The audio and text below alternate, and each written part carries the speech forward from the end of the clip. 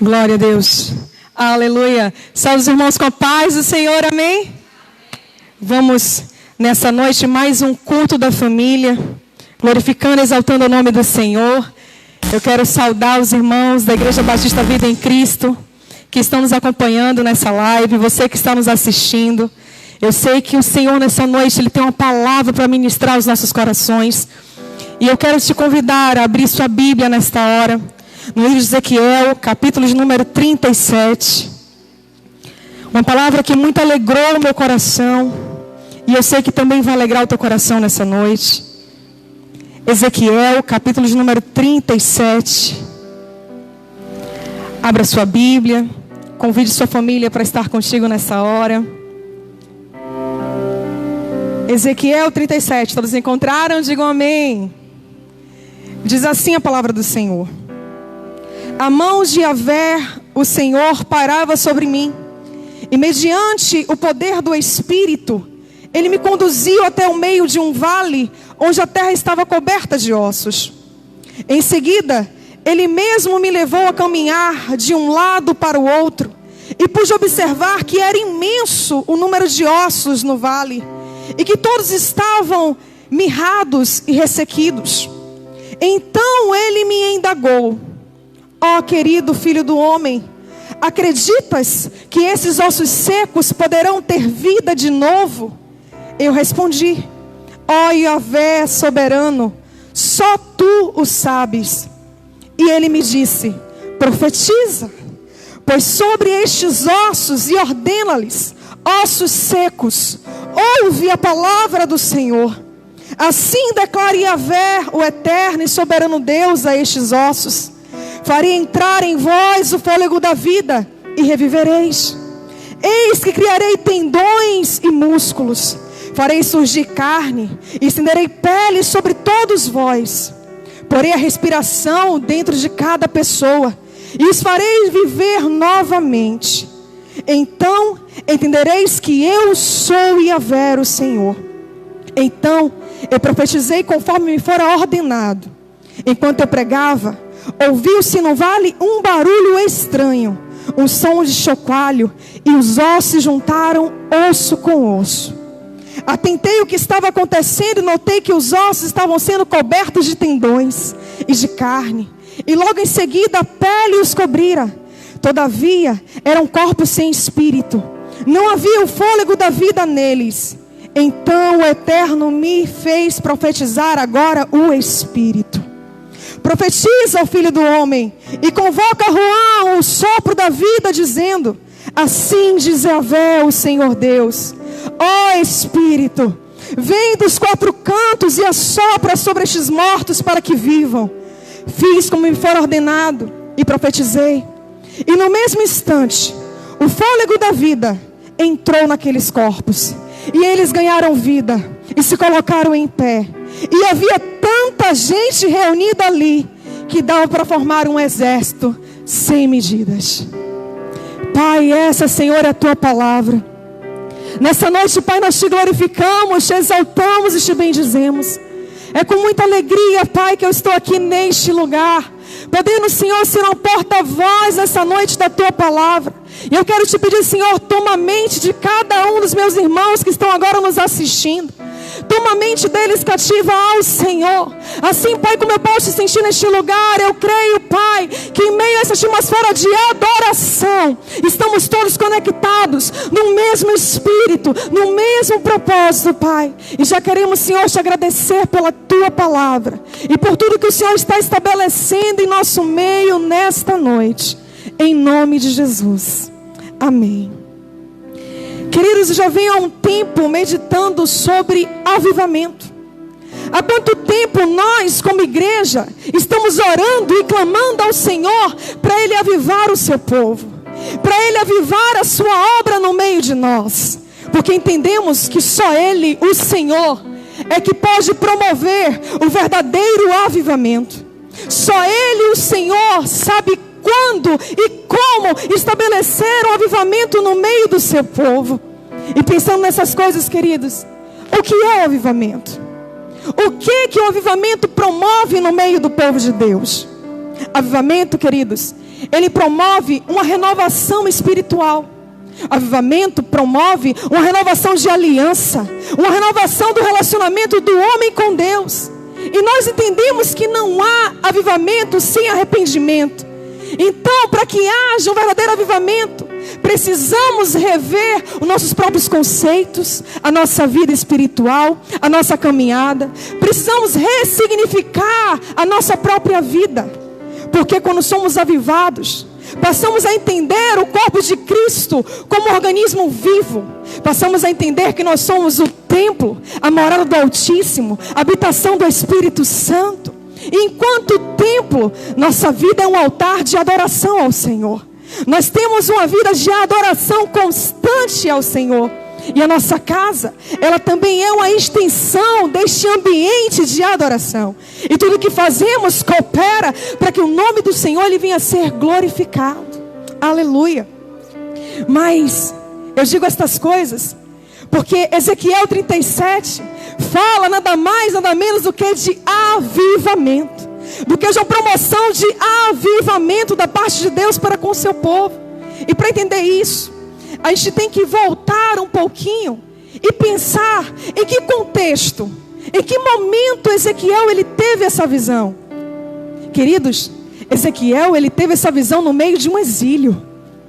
Nada menos do que no meio de um exílio que o Senhor promoveu a Ezequiel e a muitos profetas experiências profundas com Deus. A palavra nos diz que Ezequiel ele vem de uma família de sacerdotes. Ele já vinha se preparando para ser um sacerdote. Mas quando o Senhor entregou nas mãos de Nabucodonosor Jerusalém, e ele levou cativo ali o rei Joaquim, a família real, a nobreza, Ezequiel foi com eles. E no capítulo 1, Ezequiel vai dizer que após 5 anos de exílio, ali junto ao rio Quebar, os céus se abriram e ele teve visões dos céus. A palavra nos diz que no tempo de exílio, o Senhor levantou Ezequiel, que já era um sacerdote, como uma voz profética. O Senhor levantou Ezequiel com uma unção profética, como um profeta visionário. Aleluia. Todo o livro de Ezequiel, ele não só tem uma linguagem profética, como uma linguagem também apocalíptica. Mas o que vale para mim e para você nesse momento é perceber que Ezequiel, ele não apenas empresta uma voz, ele não é só uma voz, porque o próprio Deus vai dizer que ele usou a vida de Ezequiel como um sinal para o seu povo. A vida de Ezequiel fala a um povo, porque o Senhor começou a levantar profetas que não expressassem apenas com uma voz, mas que as suas próprias vidas passassem a falar e a comunicar algo da parte de Deus. E este é Ezequiel, por intermédio de visões, arrebatado muitas vezes em espírito, ele vai começar a ter a visão de Deus sobre o homem. Ele vai começar a contemplar na sua época como é que Deus estava vendo naquele momento o povo de Israel, para entender por que sobreveio aquelas coisas, por que tudo aquilo estava acontecendo ao povo, por que daquele exílio, por que estar ali aprisionado, por que ser expatriado, por que ser arrancado da sua terra, por que passar por tantas privações. Em visões, os céus se abrem e o Senhor começa a falar a Ezequiel: Ezequiel, olha para o meu povo.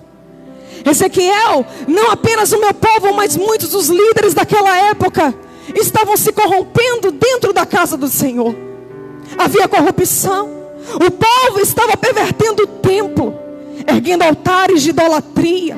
Já não buscavam mais a Deus, já não se moviam mais no primeiro amor, já não davam mais atenção àquilo que o Senhor falava. E o Senhor dizia assim: Ezequiel, eles pecam e dizem entre si: ninguém está vendo. Ninguém está vendo o que eu estou fazendo aqui em secreto. E chegam a dizer: nem mesmo Deus está vendo os meus pecados. Ezequiel, acaso eu, como Deus, ficaria de mãos cruzadas vendo meu povo se perverter desta maneira? E ele vai começando a levar Ezequiel a entender o porquê daquelas coisas. Ele vai começando a ministrar, porque por diversas vezes o Senhor ele vai se referir a Jerusalém, ao povo de Israel, como a sua noiva, mas como uma noiva infiel, como uma noiva que estava se prostituindo, como uma esposa que estava se deitando nos braços de muitos amantes, de muitos ídolos.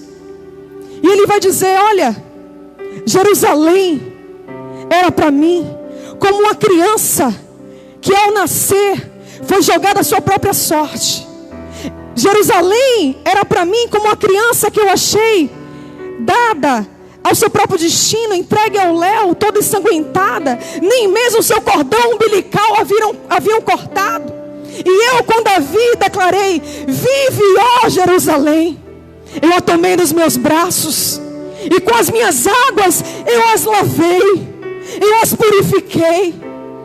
Eu comecei a lhe vestir do melhor linho, eu coloquei sobre você as melhores joias. Eu te dei de comer, ó Jerusalém, do melhor desta terra. Labassuri e Mandarai. Eu te dei o melhor desta terra, ó Jerusalém, e fiz contigo uma aliança, e te chamei minha noiva. Labarabachópria. Deus está neste lugar, aleluia. Mas a minha noiva, olhando para a sua própria beleza, para a sua formosura, a minha noiva se envaideceu. A minha noiva deixou a soberba entrar, e a minha noiva começou a se relacionar com povos pagãos. A minha noiva contaminou o meu templo, e eu precisava agir. Essa, queridos, não é uma linguagem muito diferente daquela que ele usou com o profeta Oséias. Não é à toa, queridos, que ele vai ordenar a Oséias: toma por tua esposa uma prostituta, casa com ela, tem filhos a partir dela, porque através disso eu quero chamar a atenção do meu povo. Eu quero despertar o meu povo para o que está acontecendo, porque ainda há tempo deste povo ser despertado. Aleluia. Labarabachópria. E eu estou falando de um momento de exílio. Alabassúria Candarai. E quando ele começa ali a usar a Ezequiel, e quando eu digo que Ezequiel é alguém que doou a sua própria vida em função deste propósito, a gente vê isso claramente na ocasião da morte do profeta. A palavra nos diz lá no capítulo 24 de Ezequiel, que o Senhor, ele avisou antes ao profeta que estava por colher a sua mulher, e que quando isso acontecesse, ele não teria direito de chorar, ele não teria direito ao luto, ele não teria direito de prantear a morte da sua esposa. Ele estava sendo cortado na sua própria carne. Mas sabe por que é que o profeta suportou, queridos? Não só porque o propósito era maior, mas porque, como o próprio nome do profeta diz, Ezequiel quer dizer: Deus sustenta, Deus te faz forte, Deus te fortalece, aleluia. E Ezequiel, ele experimentou isso, porque Deus vai dizer: Ezequiel, eu te levantei em um tempo em que você vai profetizar para um povo de dura cerviz, mas eu te faço mais forte. Eu faço a tua testa forte, o teu semblante é forte. Você é forte, Ezequiel. Não temas nenhuma circunstância. Quer creiam, quer não creiam nesta palavra, prega, Ezequiel, porque eu sei o que eu estou dizendo, e a minha palavra vai se cumprir no meio do meu povo. E Ezequiel, ele perde a sua esposa, e naquela figura, naquela simbologia, o Senhor estava começando a falar a mim e a você, que o corpo, ele não pode se manter vivo sem o cabeça. Os membros, eles não podem sobreviver fora do corpo. Só há uma noiva, queridos, porque existe um noivo. Aleluia. E o povo precisava ser despertado. Mas o que eu acho lindo é que tudo isso não é apenas o estabelecimento de um juízo, mas é principalmente o estabelecimento de uma restauração no meio do povo de Deus. Quando você olha lá em Oséias capítulo 2, do verso 14 ao 17, o Senhor vai começar a dizer: o que ele está promovendo no meio do exílio, no meio do povo. E ele vai dizer assim: apesar de tudo isso, de tanta prostituição, de tanta frieza, de tanta apatia espiritual, olha que o Senhor chega a dizer que o pecado de Jerusalém cheira tão mal às narinas do Senhor, que ele considera pior do que aquilo que o levou a destruir Sodoma e Gomorra. Mas apesar de tudo isso, decidi trazer-te para mim. Eis que vou levá-la para o deserto, e lá a sós eu vou falar ao teu coração. Ali eu vou lhe restaurar, restaurarei as suas vinhas, transformarei o vale de Jacó, o vale de problemas que você está vendo hoje, eu transformarei. Eu vou transformar numa porta de esperança. Eu quero profetizar hoje na tua vida, que esse vale de problemas que estão diante dos teus olhos, você vai ver Deus transformar em um vale de esperança. Aleluia. Ali ela haverá de conversar comigo, como nos dias da sua tenridade, como no dia em que deixou o Egito. Naquele dia assegura Yahvé: tu me chamarás meu marido, e não mais dirás Baal meu senhor. Eis que eu mesmo tirarei dos teus lábios os nomes dos Balaíns, seus nomes não serão mais invocados, diz o Senhor. Aleluia. E essa mesma linguagem que ele também vai falar com Ezequiel lá no capítulo 11. No meio de tudo isso, Ezequiel, eu estou promovendo grandes coisas no meio do meu povo. E é por isso, queridos, que quando você vai lá, aleluia, quando você vai lá para o texto que nós lemos, Ezequiel 37, o Senhor, ele precisava despertar o profeta, porque por trás do plano de fundo que era o exílio, por trás daquele momento de exilamento, o Senhor, ele estava começando a trabalhar no corpo, de dentro para fora. Quando em espírito ele leva Ezequiel a passear no meio daquele vale, ele estava dizendo: Ezequiel, presta atenção no que eu estou fazendo. Não deixe o exílio te roubar do foco do que eu estou operando no meio do meu povo. Ezequiel, olha para esses ossos, olha para essa infinidade de ossos secos. É assim que eu estou vendo espiritualmente o meu povo, o povo de Israel. Eles estão para mim como este vale, repleto de ossos ressequidos e sem vida. Mas se você vier para uma contemplação pelo Espírito neste momento, e que nós também não por acaso estamos em uma quarentena, observe o que o Senhor está promovendo. Quando ele faz Ezequiel olhar para aqueles ossos, ele começa a perguntar a Ezequiel: acaso poderiam esses ossos reviver? Você crê que diante desse cenário que eu acabei de descrever para você, diante de tudo que você viu o meu povo fazendo, diante de tanta corrupção, você crê que eu posso mudar a história desse povo? Em outras palavras, era isso que o Senhor estava dizendo. E Ezequiel vai dizer: Senhor, o Senhor sabe.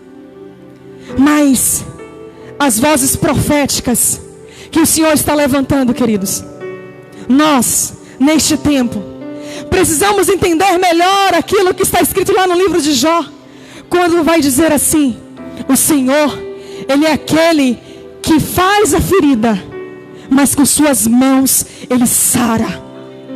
Ele estabeleceu e permitiu tudo aquilo no meio do seu povo.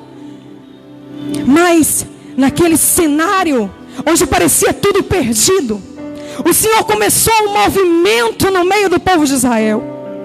E quando nós lemos o versículo 5 e 6, e a gente começa a ver uma movimentação de ossos, tendões, músculos, nervos se juntando. Observe que Ezequiel vai dizer que houve um grande barulho. Sim, queridos, está havendo um grande barulho. Eu quero te dizer que está havendo um grande barulho, mas você tem que prestar atenção no que Deus está fazendo. Tira o teu foco do barulho, porque são muitas vozes, muita coisa está sendo dita. Mas olha para cá, o Senhor está movendo a igreja. Presta atenção no que o Senhor está fazendo nesses dias. Ele começou a mover ossos e tendões. Ele começou a mexer na estrutura da igreja. Ele começou a mexer na estrutura do corpo. Ele começou a mexer na estrutura de pessoas. Em outras palavras, no meio daqueles símbolos, ele estava dizendo: Ezequiel, eu estou unindo a minha igreja. Ezequiel, eu estou unindo as partes do corpo. Perceba que eu estou unindo as partes do meu corpo. Ezequiel, eu estou devolvendo uma sensibilidade que havia se perdido. Porque quando nos acostumamos com Deus, perdemos a sensibilidade. Estou devolvendo, Ezequiel, a sensibilidade do meu povo. Ezequiel, eu estou devolvendo uma mobilidade que havia se perdido. Porque o povo estava estático, o povo estava parado, o povo estava acomodado espiritualmente. Ezequiel, eu estou trabalhando. E eu quero te dizer que o nome disso, queridos, é avivamento. Oramos por avivamento, mas quando começou o movimento de avivamento, não compreendemos por causa do barulho. O Senhor, Ele está avivando a sua igreja. Ele está avivando o seu povo.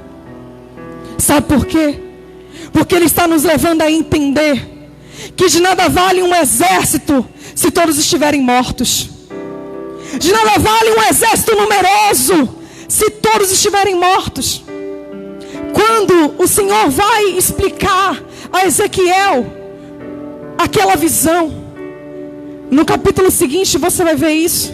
Ele vai dizer a Ezequiel: eu estou abrindo sepulturas. Ezequiel, eu estou tirando de covas aqueles que estavam mortos espiritualmente. Vem cá comigo. Terça-feira, queridos, assistindo a transmissão como vocês, eu comecei a chorar no momento do louvor, de saudade de estar aqui com os irmãos, de saudade de estar aqui na casa do Pai. Mas enquanto eu chorava, o próprio Espírito começou a me consolar, porque ele disse: filha, observe, quando a transmissão começou a ficar ruim, quando o sinal parou, as pessoas diziam: não acredito, eu quero ouvir uma palavra, logo agora que eu queria ouvir uma palavra.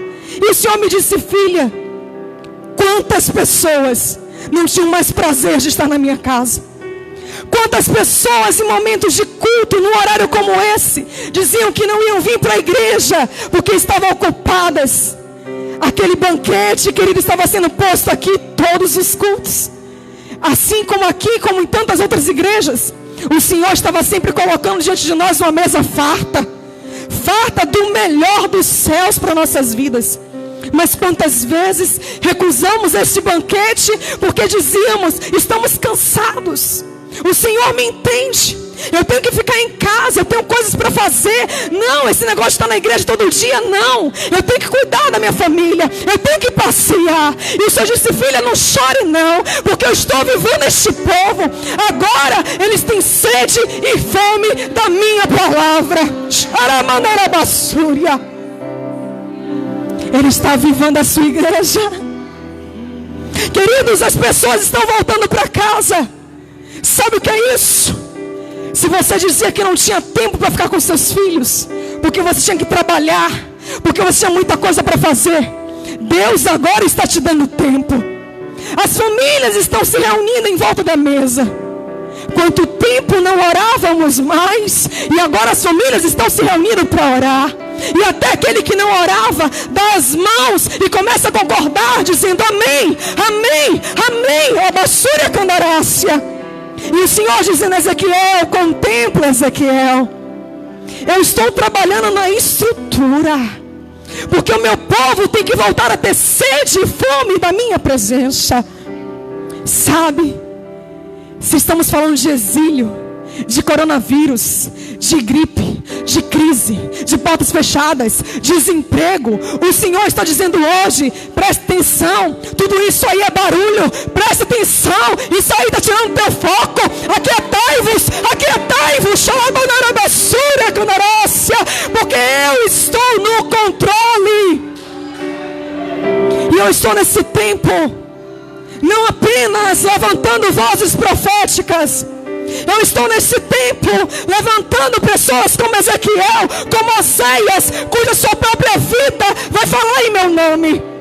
Eu estou levantando nesse tempo pessoas tão compromissadas que o seu casamento vai glorificar ao Evangelho, ao nome do Senhor.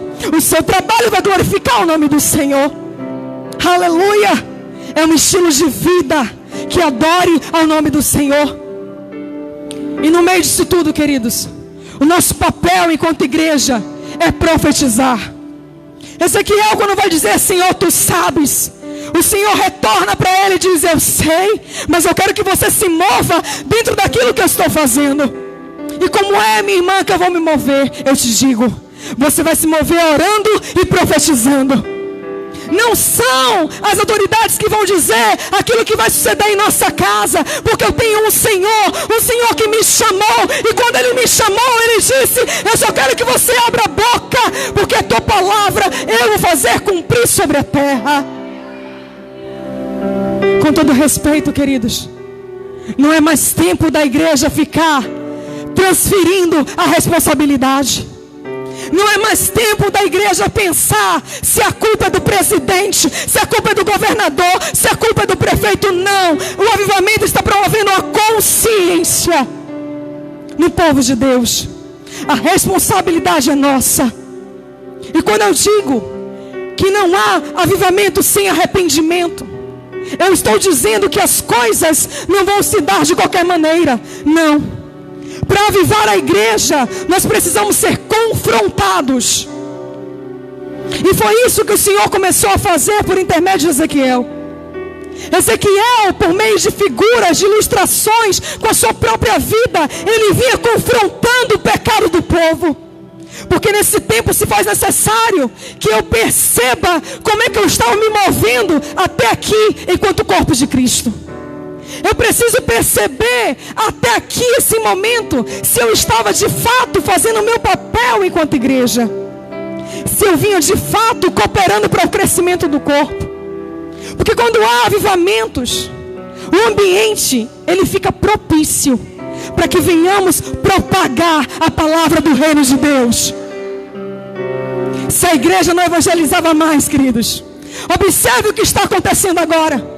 Diversos pastores fazendo lives, as pessoas estão gravando vídeos, as pessoas leem versículos, as pessoas gravam áudios, porque a igreja tem que evangelizar, porque o Senhor disse, ide por todo mundo e pregai o evangelho. Então aquele que estava sentado e acomodado, agora tem que usar os recursos que tem nas mãos, para dizer que só o Senhor é Deus, que só Ele cura, salva e liberta, que Ele é aquele que tem o controle de coronavírus, Ele é aquele que tem o controle de toda a situação. E com isso, queridos, eu quero ler o que está escrito em Romanos. Abra sua Bíblia comigo. Romanos capítulo 8, a partir do verso 35. Aleluia. Como não se alegrar com esse Deus? Como não se alegrar com esse Deus, queridos? Romanos capítulo 8, a partir do verso 35. Olha o que diz a palavra. Então, queridos, Paulo vai dizer o seguinte: quem nos separará do amor de Cristo? Será a tribulação, a ansiedade, a perseguição, a fome, ou a nudez, ou a peste, ou a espada? Como está escrito, por amor de ti, somos entregues à morte todos os dias. Fomos considerados como ovelhas para o matadouro. Contudo, em todas as coisas, somos mais que vencedores por meio daquele que nos amou. Portanto, estou seguro de que nem morte, nem vida. Você pode levantar sua mão comigo e declarar essa verdade? Eu estou seguro que nem morte, nem vida, nem anjos, nem demônios, nem o presente, nem o futuro, nem quaisquer poderes, nem altura, nem profundidade, nem qualquer outra criatura poderá nos afastar do amor de Deus que está em Cristo Jesus. Aleluia, aleluia. Pega essa crise, coloca ela aqui. Pega essa ansiedade, coloca ela aqui. Pega o medo, coloca ele aqui, porque o Senhor está dizendo: o que é que vai me separar da minha noiva? Alabassura candarácia. Entendemos, queridos, que só o pecado nos separa do Senhor. Mas Ele é tão lindo, que assim como Ele vai dizer a Oséias: Oséias, toma de volta a sua esposa, Oséias, e ama ela com ainda mais amor do que o que você amava antes. Ele, o Senhor, Deus zeloso, Deus de amor, Deus de misericórdia, por amor do seu próprio nome, Ele vai pegar a sua noiva, vai conduzi-la a um momento como esse, para falar de amor. Isso tudo, queridos, que nós estamos vivendo hoje, nada mais é do que a expressão do amor de Deus. Sim, é a expressão do amor de Deus, porque estamos sendo avivados nele, estamos sendo despertados nele. E eu creio que nunca mais seremos os mesmos, porque a partir do sopro do Espírito, a partir de uma ação do Espírito, que vem convencendo o homem da justiça, do juízo, do pecado, a partir dessa ação de amor, em que o homem começa a conhecer o Pai, e começa a se ver no Pai, a partir dessas vozes proféticas, queridos, a igreja está sendo restaurada. Eu quero que com essa palavra que alegrou o meu coração, você possa agora contemplar o que o Senhor está fazendo na sua casa.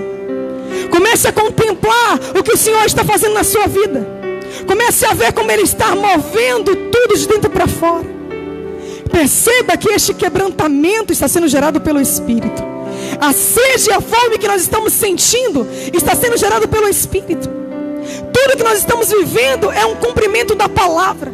Muitas outras coisas ainda virão, mas uma igreja alicerçada é para o Senhor como um exército numeroso. Mas não é um exército feito apenas de homens, mas de homens cheios do Espírito Santo. Essa é a diferença. O Senhor está soprando nos quatro cantos o vento do Espírito e levantando um exército de homens e mulheres que não vão ficar acomodados, que não vão se acovardar, que não vão retroceder, mas que vão se mover no Espírito. E eu quero te dizer que nós somos a Israel de Deus. Com essa palavra, eu quero orar por você, porque você nunca mais vai ser roubado no seu entendimento. Aconteça o que acontecer, vindo a notícia que vier, contemple tão somente que o barulho é um sinal de que Deus está promovendo um avivamento no meio do seu povo. Então dê as mãos essa hora para o seu parente, para essa pessoa que estiver com você. Se você estiver sozinho, feche os teus olhos e eu vou orar contigo. Pai, eu quero te agradecer. Eu quero te louvar, meu Senhor, por esta palavra. Obrigada, Pai, porque nós contemplamos toda a verdade do que o Senhor está estabelecendo no meio da tua igreja, Pai, espalhada pelos quatro cantos dessa terra. Por isso, Pai, essa palavra alcança os que se encontram enfermos. A tua palavra diz que ainda que sejam ossos ressequidos, eles vão reviver por intermédio desta palavra. Por isso, comece agora a tomar posse da sua cura.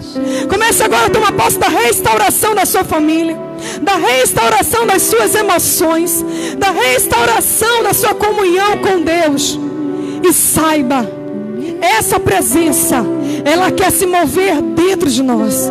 O Espírito anseia por se mover dentro de nós. E é um tempo da igreja contemplar milagres e maravilhas. As promessas do Senhor estão de pé nas nossas vidas, e a sua palavra está se cumprindo em nosso meio. Por isso, Pai, nós te glorificamos, nós te bendizemos e te agradecemos por fazermos parte do teu exército, do teu povo, Pai, em nome de Jesus. Amém.